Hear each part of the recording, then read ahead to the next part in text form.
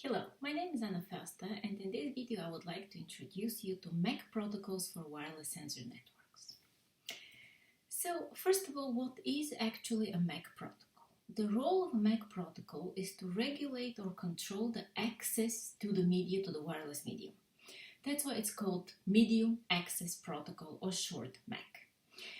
In order to perform well, we are measuring two properties of any MAC protocol.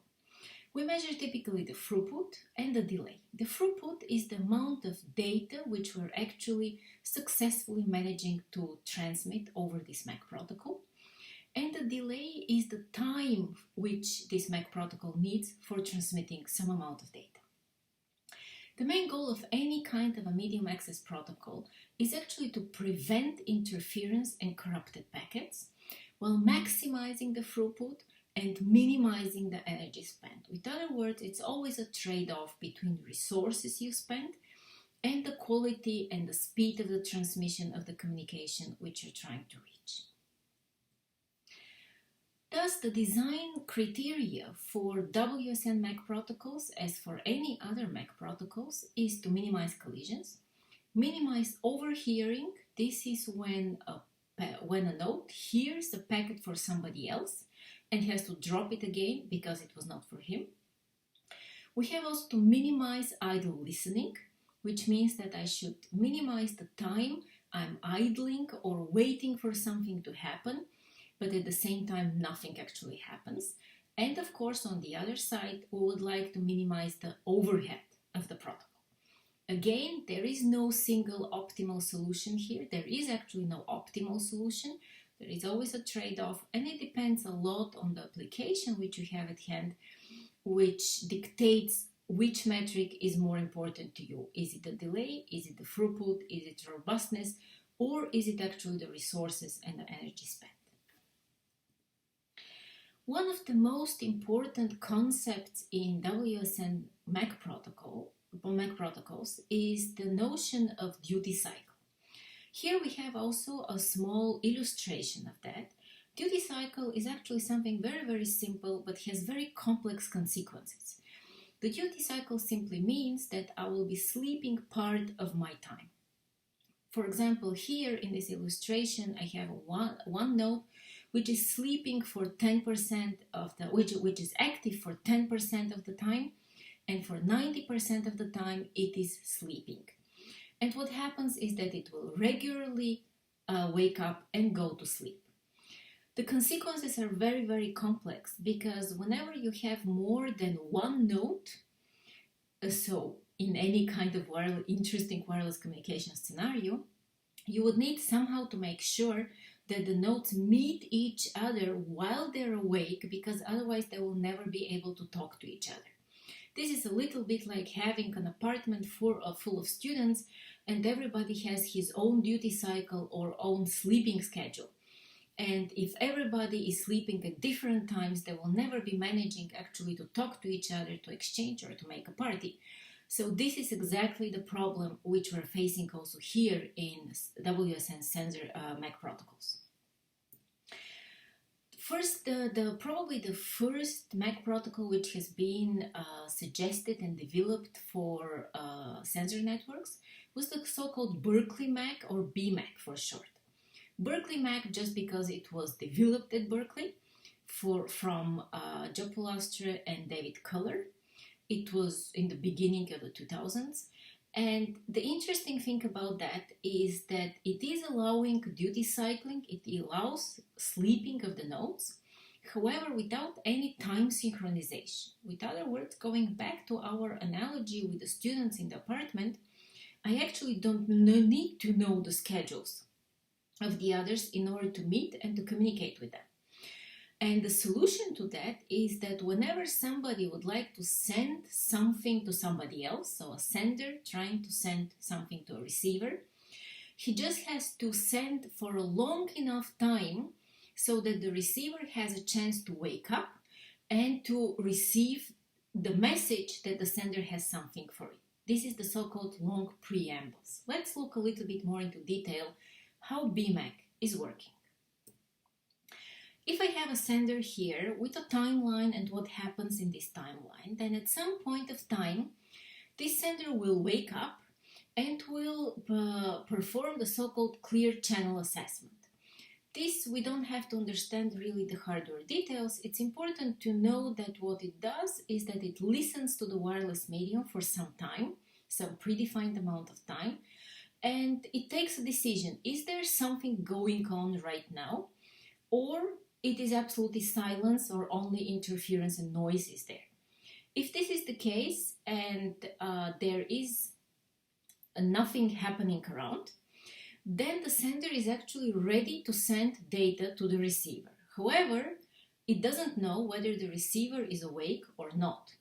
In order to wake up the receiver, it cannot do it directly. So there is no way to signal to the receiver directly and in real time, please wake up. That doesn't work usually in sensor networks. There's some special hardware which can do that, but typically we don't have this.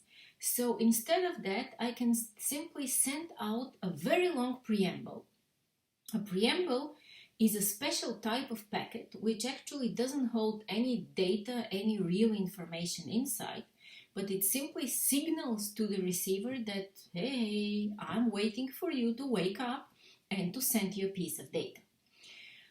Whenever this is happening for exactly or a little bit longer than the wake-up interval of all nodes in the whole network. So they have to agree on one wake-up interval, for example, every second or every minute, it doesn't really matter here. Why it has to be exactly the same or even a little bit longer? Exactly the same is clear so that I have a chance to catch the receiver, and whenever it's guaranteed simply that it will wake up somewhere in this time. It can be a little bit, or it should be implemented as a little bit longer than exactly the wake up interval, because the time notion on sensor node is not very precise, and the time clocks will be drifting away from each other, and that might actually cause some problems here. That's why this preamble length is always chosen to be slightly bigger, slightly longer than the wake-up interval. Anyhow, after this preamble has been sent out, the sender is not listening to anything around. It just sends this huge, very long preamble, as long as the wake-up interval. And at the end, it can simply send out the data and go back to sleep. It's a very interesting approach here, because the sender actually never makes sure that the receiver actually receives the data. It simply checks the channel, sends out the preamble, sends the data, goes back to sleep. It's over. What is now the role of the receiver? What does the receiver do in the same time? Let us imagine that it has the same timeline here. At some point of time, it will wake up. It will perform the clear channel assessment, and it will see there is nothing going on. So I can go back to sleep again. It goes back to sleep, and after the wake-up interval, which is very importantly is measured from the beginning of the last wake-up and not from the end of the clear channel assessment, it will wake up again and redo exactly the same thing, a CCA. After the CCA, however, we see that in that time, the sender is already sending the preamble. So we will not go back to sleep, because we detected some activity, and we will stay awake because we know that at some point after the preamble the data will come. So we're waiting for a long time, pretty long time. This is one of the disadvantages here. But then we are guaranteed to get the data, or if there are no wireless interference or collisions and so on, we get the data and then we go back to sleep. So one of the problems of BMAC, despite being the first and despite being actually a very intelligent, very smart way of handling the time non-synchronization issue of sensor networks, is actually the fact that we are waiting here too long for the data to arrive. And researchers around the world have started looking into these problems and implementing over and over the years optimizations of BMAC, but the structure and the main idea remains exactly the same. We are not synchronizing the nodes, no time synchronization is performed, and instead of that we use smarter techniques to meet each other and to exchange data. So how to do that? If we look carefully into this preamble thing, let us see what instead of that we can do. For example, if we, instead of sending this huge preamble without taking any notice what is happening around us, we can actually send also shorter preambles and in between wait for the receiver to say, yes, I'm here, I'm already awake. You don't have to wait further. So at some point of time, the receiver again will wake up too early. It will go back to sleep. However, during the second CCA here, it will detect again the activity, the preamble. It will also see that the packet is for himself, which is a very important requirement here. And it will send a so-called acknowledgement back to the sender to say, hello, I'm here already. This is this acknowledgement here. After receiving such an acknowledgement, the sender knows that, oh, the receiver is already awake. I don't have to spend all of that precious time in sending more preambles. I can go directly with the data. The data will be received at the receiver and they can both nicely go to sleep. So you see here that compared to the original BMAC, we are saving a lot of time both at the receiver and at the sender. And the question is, can we do even better somehow? The problem is here that XMAC, this is the so-called XMAC, we improve the unicast transmissions. So whenever a sender is trying to send something to a single receiver, but we cannot do anything for a broadcast. So here we interrupt the sender because the receiver knows that the packet is for itself. And then it can say, I'm already awake. If it is a broadcast scenario, the sender will put the special broadcast address, which is typically 255, and the receiver will not be able to match this node ID with its own ID and will be not able to send an acknowledgement, but instead it will be still waiting for the data to arrive for as long as the sender needs to fill in the complete preamble length. So let's see whether we can do something about broadcast. And this time, let us focus here on these preambles, on the idea of a preamble at all. So a preamble, its role is very clear. It simply signals to everybody around, I have something, hello, I have something to send out. But at the end, there is no much more information in a preamble than this little one. It can be maybe carrying the node ID of the receiver or the broadcast address, but that's all. And the question is, why do we sending all this preamble and then only wasting time to send the data? Can we not send the data directly as a wake-up signal? And this is the idea of the so-called box MAC. It was developed a little bit later on in Stanford University in 2007-8 approximately, and it was the standard MAC protocol in the TinyOS operating system for sensor networks, which by now is not used that much anymore, but it used to be the only and the best operating system which we had, let's say, 10 years ago. So here the difference is the following. We simply exchanged all of the preambles with the data itself. Yes, it will take a little bit more time. That depends on the requirements or on the parameters of the implementation itself. How big is the maximum data packet? But otherwise the idea is exactly the same, just by not wasting any time for sending the preambles and only then the data. So here, for example, in this broadcast scenario, we see that the sender has to send actually the data for the complete wake-up period in order to make sure that everybody around has a chance to wake up and to receive the data. But for the receiver, we have a big advantage here, exactly in the broadcast which we're trying to solve. And whenever I receive the first data packet, I can go to sleep immediately. So I save time here at the receiver part, at the receiver end for the broadcast scenario. In the unicast scenario, we have a similar small advantage even for the sender as we had it for XMAC. that by sending only the data whenever I receive the acknowledgement from the receiver that I'm here and I have received the data already, I can actually stop sending the data anymore and I can go to sleep immediately. Here it is important to know that the acknowledgement is now not saying I am awake, please send the data, but has a slightly different meaning. It says I have already received the data, thank you, we can go back to sleep. Another problem is, of course, can we actually learn when the receivers are on? Because you see here, for example, that they meet at least once. We have now a possibility to see and to meet at least once. Then the question is, well, we know that they're regularly waking up, so we can use actually this property, this information. This is the idea of the so-called WSMAC, which actually came out before the BoxMac, but the idea is the same, and it was later on combined all together in one MAC protocol, which we will be discussing shortly.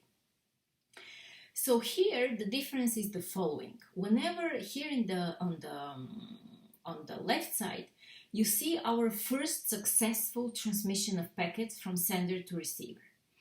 Later on, whenever they wake up actually together, the sender can note for each individual receiver when exactly the communication started and ended, and from that to calculate the next time the receiver, a particular receiver, will wake up. If there are only two of them, I actually don't even have to remember anything, but typically we have several receivers and the sender has to decide to whom it wants to communicate. So here you see that compared to the first time transmission of data, where the sender had to send the data twice before the receiver got it, the second time we can spare all of this time and the data will be received hopefully immediately. All of these approaches are also very good if there is some sort of a collision or any other loss in the network. If the data was not received the first time by the receiver, the sender will of course continue sending this data for the complete period of time for the wake-up interval and until receiving the acknowledgement, which means that automatically there will be a retransmission in case there was a problem and they will resynchronize at the end again. But this synchronization has nothing to do with the real time synchronization. I don't need to know the global time when somebody is waking up. I just have to note when it was awake last time and add to this time the wake-up interval and I'm ready. The last thing which we can consider here is that the so-called clear channel assessment, the CCA, which we're relying here for the complete MAC protocol discussion, is actually a problematic thing. The problem is the following, that whenever I perform a clear assessment, a clear channel assessment, I actually cannot say whether a real packet is being transferred or it is just lots of noise and interference going on. With other words, it can happen that after a positive CCA, which was unfortunately due to some errors, problems, interference, noise, I actually never get the packet. And the solution to this is the so-called fast sleep. Fast sleep is when you're not waiting for for a long period of time, for example, for the whole preamble time or wake-up interval for the data to be received, but you wait for exactly this amount of time where you expect the data to come. And if that doesn't happen, you immediately go back to sleep. And if you now combine all of these ideas together, you actually get into something which we're calling the Kuntiki MAC. Kuntiki MAC was never published as a research publication somewhere. It was published as a technical report, but it was the implementation of the MAC protocol in the Kuntiki operating system. The Kuntiki operating system is slightly newer than the TinyOS system. It has some more modern operating systems approaches inside, for example, the so-called proto-threads. And what is interesting about the Contiki MAC is that it combines all of these great features of all of these protocols which we have been discussing until now. For example, the duty cycling without time synchronization, the basic of BMAC, sending the data repeatedly instead of preambles from BoxMac, interrupting the sender with acknowledgement from XMAC, the so-called phase lock from WiseMac, and the so-called fast sleep, which was an invention really now of Contiki MAC. And this is all together available in Contiki. Contiki by itself is still available and used very broadly. For example, the Z1 sensor nodes, which we have been discussing in other videos, also support the Contiki operating system. And Contiki MAC by itself has become also very popular comparative MAC protocols for developing further improvements and for research in MAC protocols and sensor networks. So this was a basic introduction into WSN MAC protocols, and you can find many more actually on the web, and it's still a very active research area. But I hope that with this small introduction you know already the basics and you know also what are the challenges and the problems. Thank you very much.